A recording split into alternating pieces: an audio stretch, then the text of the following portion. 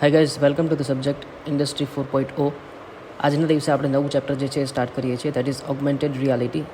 Personally મારો favourite topic છે અને થોડો ઇન્ટરેસ્ટિંગ છે. અને આજકાલ આપણે મોબાઈલ એપ્લિકેશન્સની અંદર ઘણી જગ્યાએ ઓગમેન્ટેડ રિયાલિટીનો ઉપયોગ કરતા હોઈએ છીએ. જેમ કે આઈફોનની અંદર એક એપ્લિકેશન આવે છે મેજર, કે જેની અંદર તમે ડિસ્ટન્સ છે જે મેજર કરી શકો કોઈ પણ લિનિયર ઓબ્જેક્ટના એક પોઈન્ટથી બીજા પોઈન્ટ સુધી. તો that is all done by augmented reality. તો ક્વેશ્ચન સૌથી પહેલાં કયા પૂછાઈ શકે આની અંદર એ જોઈ લઈએ. What is AR? How does it help perceive humans to explore more than that of 5 senses? આપણી જે 5 સેન્સીસ છે, સાઇટ એટલે કે જોવું, સ્મેલ, સી, ટચ અને ટેસ્ટ, તો આ બધી જે સેન્સીસ છે એનાથી પણ વધારે આપણને કંઈક ઇન્ફોર્મેશન આપી શકે અને AR જે છે કઈ રીતે એની અંદર હેલ્પ કરી શકે. બીજું શોર્ટ નોટ પૂછાઈ શકે કે AR હાર્ડવેર એન્ડ સોફ્ટવેર. પછી how tracking and registration process is done in the case of AR. દરેક વસ્તુ હમણાં આવે એટલે સમજાવું કે આનો શું મિનિંગ થાય છે. તો ઓગમેન્ટેડ રિયાલિટી છે શું? આપણે જે વસ્તુ જોઈએ છીએ, જે એન્વાયરમેન્ટ જોઈએ છીએ, એક એક્ઝામ્પલ આપી દઉં તો ફર્નિચરની એપ્લિકેશન્સ આવે છે કે તમારે તમારા ઘરની અંદર કંઈક ફર્નિચર રાખવું છે, તો એની ચેરની સાઇઝને એનો તમારી પાસે 3D ઓબ્જેક્ટ હશે તમારા ફોનની અંદર, તો એપ્લિકેશનની અંદર તમે જોશો અને એક કોર્નર પાસે તમારે ચેર રાખવી છે, તો એની સાઇઝ કઈ રીતે રહેશે અને કેવી લાગશે ચેર, એ તમારે વર્ચ્યુઅલી જોવું હોય તો શું કરવાનું કે કોર્નર આગળ એક ટ્રેકિંગ જે છે એ ટ્રેકર મૂકી દેવાનું, કોઈ 2D ઓબ્જેક્ટ પેટર્ન. પછી ત્યાં આગળ તમારે ડિસ્પ્લે રાખવાની ફોનની એપ્લિકેશન ઓન કરીને, તો તમને બતાવશે ડિસ્પ્લેની અંદર કે ચેર કેટલી સાઇઝની હશે. તમે જેમ દૂર જશો એમ ચેર નાની થશે, નજીક આવશો એમ ચેર મોટી થશે. તમે એને રાઇટ સાઇડથી જુઓ, લેફ્ટ સાઇડથી જુઓ, દરેક વસ્તુ કરી શકશો. તો આ બધી વસ્તુ જે છે થઈ શકે છે કે આપણને કઈ રીતે કામ લાગી શકે. કોઈ નવો ટ્રેની એન્જિનિયર જે છે એને અગર IC એન્જિન છે એની અંદર શીખવું છે કે કઈ રીતે મેન્ટેનન્સ થાય છે, તો પહેલેથી જોઈ શકશે અને એકચ્યુઅલ એન્જિન બતાવવાની જરૂર નહીં પડે. એને આવી હેડ માઉન્ટેડ ડિસ્પ્લે છે એ પહેરાવીને તમે ચેક કરાવી શકશો કે કઈ રીતે એન્જિનના પાર્ટ્સ હોય છે એની અંદર પિસ્ટન રિંગ જે છે કઈ રીતે ઓપન થઈને બતાવે છે. અગર કોઈ આયર્ન મેન જે મૂવી જોયું છે તો એની અંદર 3D પ્રોજેક્શન આવે છે, તો એ બધી વસ્તુ જે છે એ ઓગમેન્ટેડ રિયાલિટીનું જ એક ફ્યુચર છે.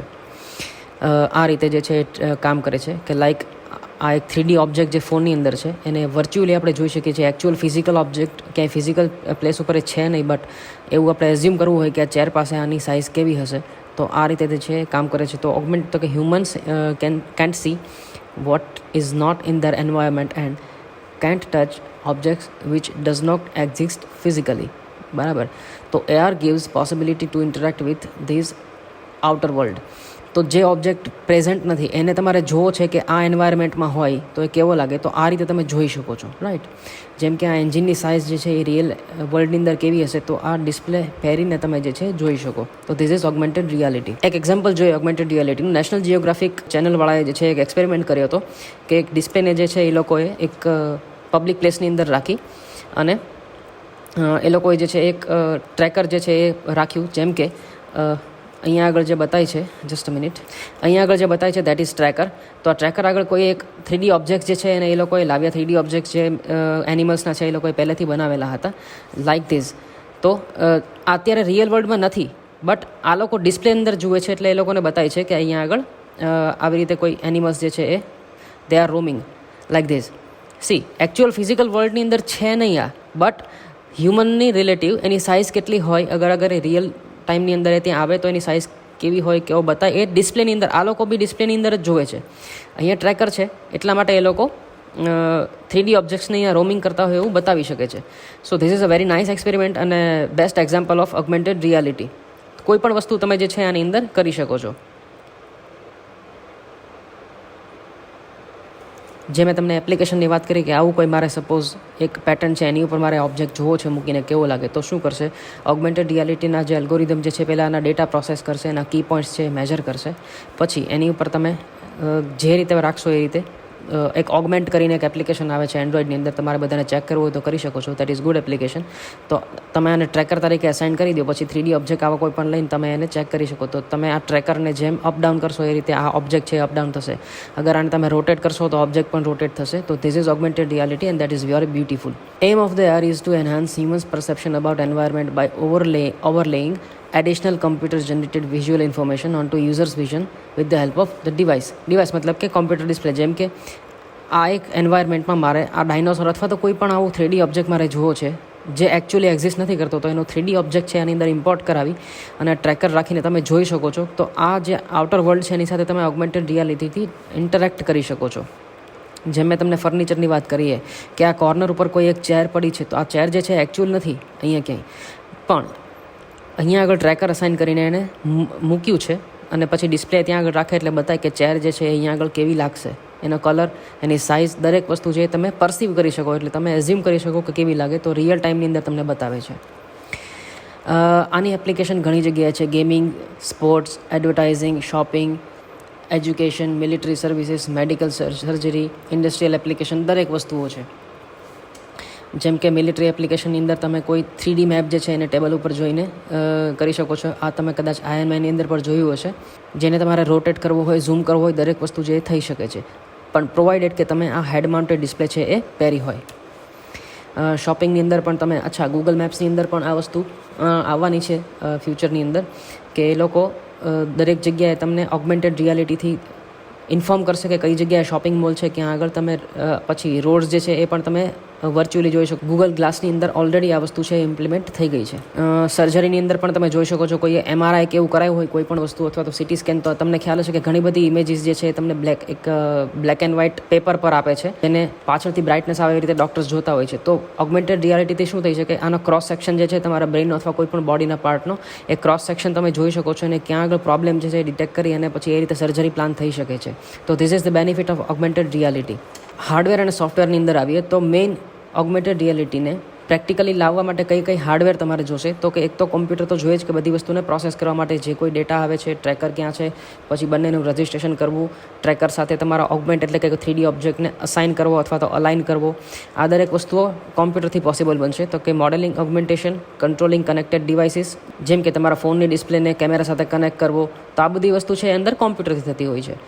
Adjusting position of the augmentation in real sense, મતલબ કે તમે જેમ પોઝિશન ચેન્જ કરશો એ રીતે ઓગમેન્ટેડ પણ પોઝિશન જે છે એ ચેન્જ થતી રહેશે with respect to position of user with the help of tracking information, right. પછી ડિસ્પ્લે ડિવાઇસ તો જોઈએ જ, ઓબ્વિયસ વસ્તુ છે. ડિસ્પ્લેની અંદર હેડ માઉન્ટેડ ડિસ્પ્લે હોઈ શકે, hand held display. Head mounted display મતલબ કે તમે જે પહેરો છો ગેમિંગ માટે display, that is called head mounted display. હમણાં જે આપણે ડૉક્ટર્સના એક્ઝામ્પલમાં જોયું, that is called HMD, hand held display. Means કે જે ફોનની અંદર એપ્લિકેશન છે એની અંદરથી અગર જુઓ છો તો that is hand held display. પછી કોઈ સ્પેશિયલ ટાઈપની ડિસ્પ્લે. પછી આવે છે tracking devices. They are responsible for tracking exact position and orientation of user and then registers augmentation properly to desired position. Augmentation મતલબ કે વર્ચ્યુઅલ ઓબ્જેક્ટ જે physically present નથી બટ વર્ચ્યુઅલી એક્ઝિસ્ટ કરે છે 3D મોડેલની અંદર. ધે કેન બી કેરેક્ટર્સ, મતલબ કે સ્પેલિંગ, કોઈ સેન્ટેન્સીસ હોઈ શકે, કોઈ 3D ઓબ્જેક્ટ હોઈ શકે, સાઉન્ડ હોઈ શકે, હા, ધેટ ઇઝ ઓલ્સો પોસિબલ. તો ટ્રેકર જે આપણે જોયા હતા, કે જે ફર્સ્ટ એક્ઝામ્પલમાં જોયું હતું, કે કોઈ એક સ્પેશિયલ પેટર્ન છે, ટ્રાયેંગલ છે, તો એને ડિટેક્ટ કરીને એની ઉપર કોઈ એક ઓબ્જેક્ટ હોય એવું આપણે જોઈ શકીએ છીએ. તો that is called tracking devices. અને લાસ્ટમાં input devices enables users to interact with the system. Input device તો જોઈએ જ, દેટ ઇઝ ઓબ્વિયસ થિંગ. હવે જે છે સોફ્ટવેર સાઇડ આવી થોડું, તો સુપર ઇમ્પોઝિંગ ઓગમેન્ટેશન, મતલબ કે રિયલ વર્લ્ડની અંદર જેમ કે આપણે પહેલાં એક જોયું હતું આ વિડીયોની અંદર, તો આ પાછળ ક્લાઉડ્સ અને સ્ટોર્મ જેવું બતાય છે એ એક્ઝિસ્ટ નથી કરતું, બટ આ એટમોસ્ફિયરની અંદર છે એવું બતાવવા માટે એને શું કર્યું, સુપર ઇમ્પોઝ કરે, કે આ એટમોસ્ફિયરની અંદર આ સ્ટોર્મ જે છે એને એ લોકોએ સુપર ઇમ્પોઝ કર્યું, તો એને સુપર ઇમ્પોઝિશન કહેવાય. પછી અહીંયા આગળ જે એક્ઝામ્પલ જે છે કે આ એક એનિમલ જે છે એ આ એન્વાયરમેન્ટની અંદર સુપર ઇમ્પોઝ કર્યું હોય છે નહીં, બટ વર્ચ્યુઅલી આપણે એને સુપર ઇમ્પોઝ કર્યું, તો એને સુપર ઇમ્પોઝિશન જે કહેવાય. કઈ રીતે થાય, તો કે ઓપ્ટિકલ સી થ્રુ હેડ માઉન્ટેડ ડિસ્પ્લે, મતલબ કે ધીસ વન, જે ગેમિંગ માટે પણ ઘણી વખત યુઝ થાય છે. તો આ એનો ડાયાગ્રામ છે, આની અંદર આપણે ડીપમાં જવાની જરૂર નથી, પણ કહેવાનો મતલબ એવો છે કે રિયલ વર્લ્ડ સાથે ઓપ્ટિકલ સી થ્રુ, મતલબ કે ટ્રાન્સપેરન્ટ જોઈ શકો છો એની અંદર, અને આ ડિસ્પ્લે ઉપર તમને જે ઓગમેન્ટેશન થાય એટલે શું તમને લાગે કે એકચ્યુઅલ વર્લ્ડની અંદર એક 3D ઓબ્જેક્ટ છે એ તમે જોઈ શકો છો. પછી આ જે છે પ્રોજેક્શન છે. અચ્છા, second thing, sorry, that is video mixing. કે પહેલું કયું હતું કે રિયલ ટાઈમની અંદર થતું હતું, બીજું કયું હોઈ શકે કે વિડીયો મિક્સિંગ, મતલબ કે પ્રી રેકોર્ડેડ વિડીયો છે એની અંદર તમે પાછળથી સુપર ઇમ્પોઝ કરાવો. એ સેકન્ડ મેથડ છે કે પ્રી રેકોર્ડેડ વિડીયોની અંદર પાછળથી તમે કોઈ એક 3D ઓબ્જેક્ટને ઇનપુટ કરાવો. અને થર્ડ ઇઝ ઇમેજ પ્રોજેક્શન, કે આ રીતે 3D પ્રોજેક્શનથી તમે કોઈ એક ઓબ્જેક્ટને ફિઝિકલ ઓબ્જેક્ટ ઉપર પ્રોજેક્ટ કરાવી શકો. Augmentation directly projected on to the physical objects, મતલબ કે આ બોક્સની ઉપર તમે શૂને જે ડિરેક્ટલી પ્રોજેક્ટ કરાવી શકો. પછી જે છે ટ્રેકિંગ રજિસ્ટ્રેશન જે છે 3 ટાઈપના હોય, marker based, natural feature based એટલે કે માર્કરલેસ, અને 2D markers having unique patterns.